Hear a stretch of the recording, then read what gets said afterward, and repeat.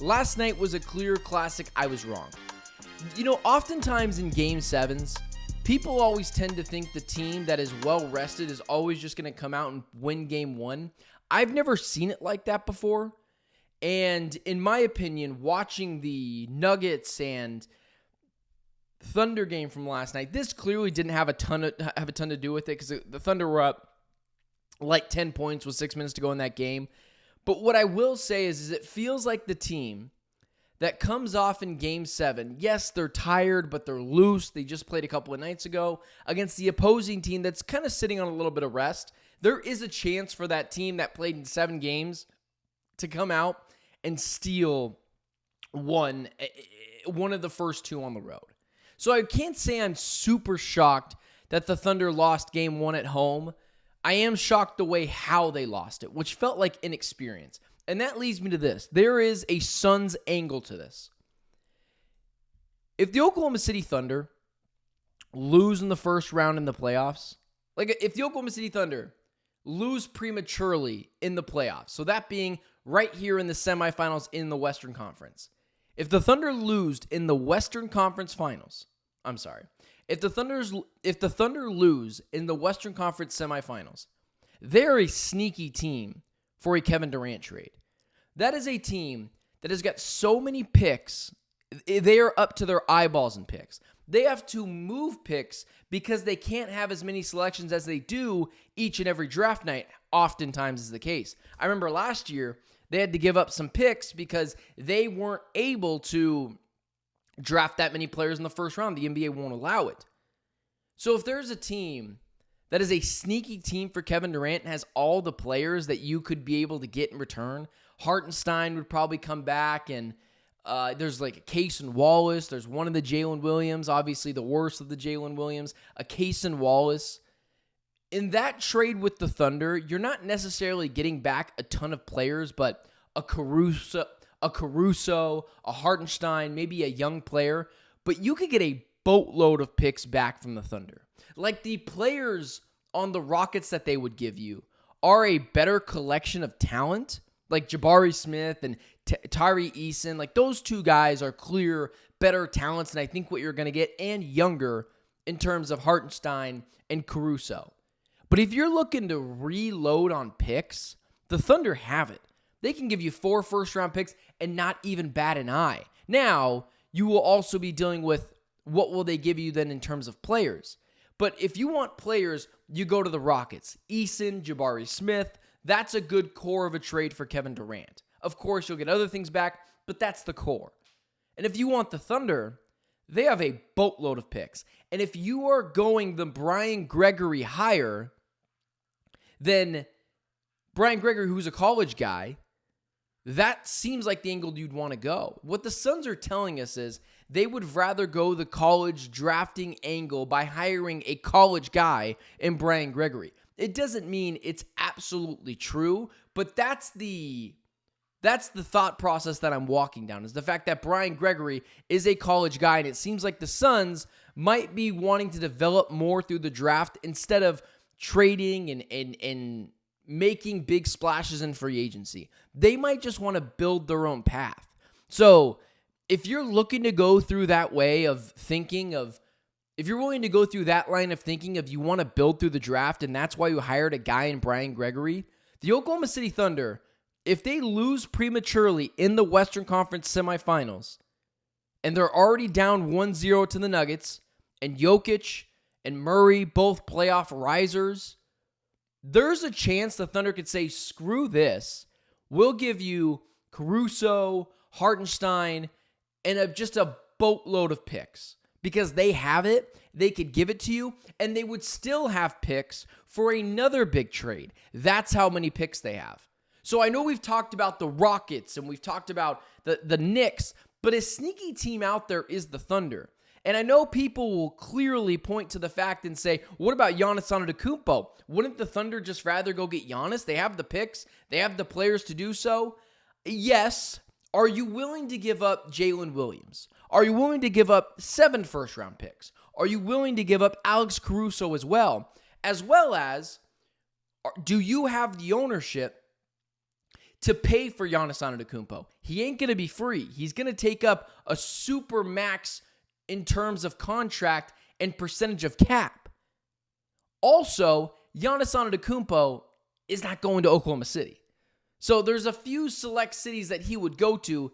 The Oklahoma City Thunder are not on there. They're not a sexy enough city. The only reason why Kevin Durant works for a big star in him is because, say it with me, he played there before. There might be a reunion of sorts. It's a great story. He seemed to have liked his time in Oklahoma City. I was in the back watching him chop it up with old staff of Oklahoma City that he worked with. But Giannis Antetokounmpo, he's not going to the Oklahoma City Thunder. A guy with that kind of star power at his prime of an age of 30 is not going to the Oklahoma City to help further his brand.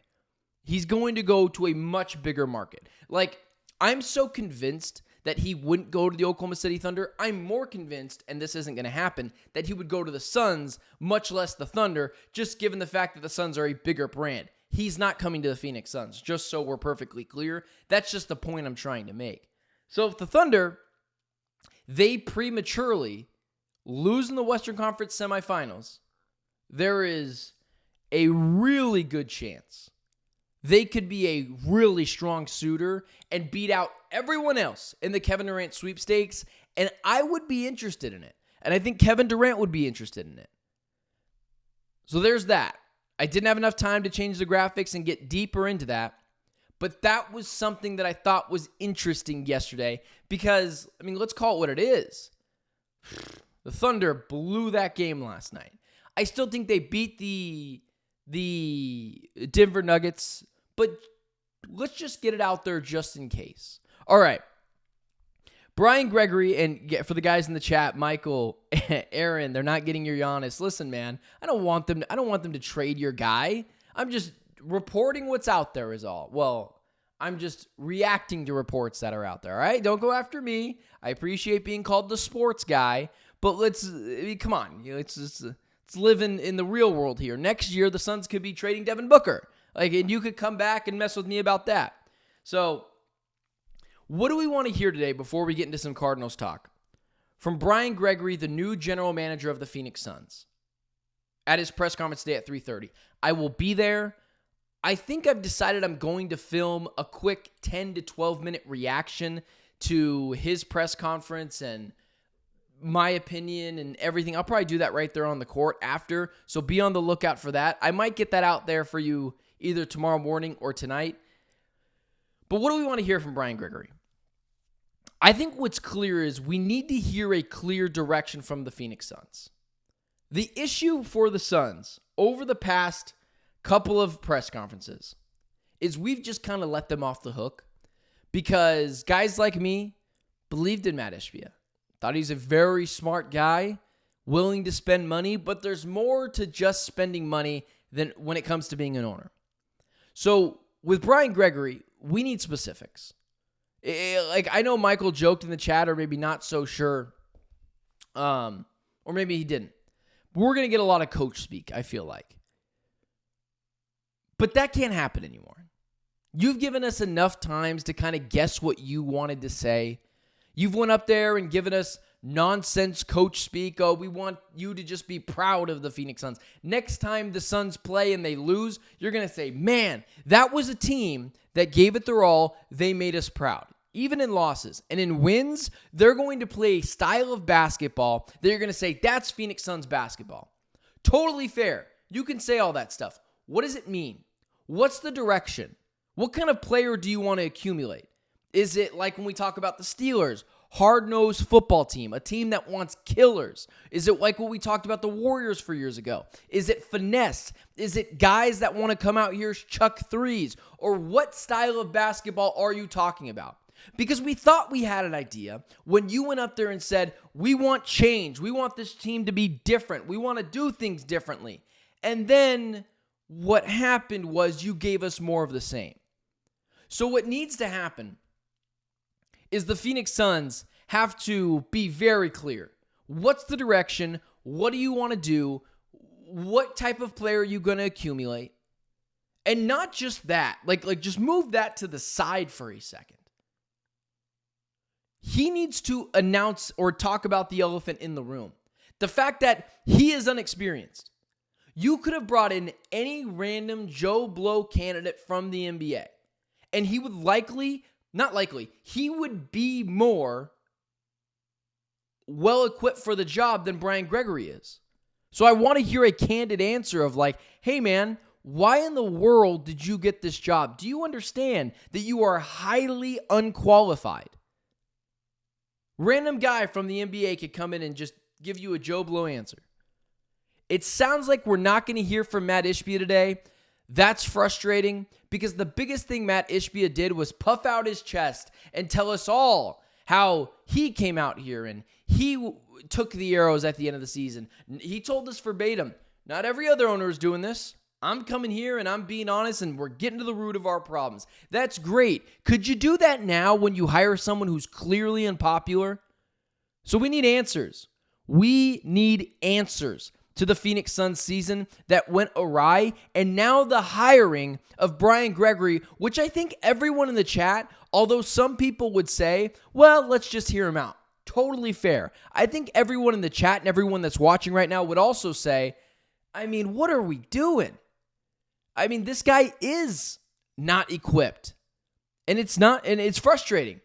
So, need to hear some real transparency from the Suns and details on what it means to be a Phoenix Sun, what player they're going to accumulate, and to hear from him about his inexperience.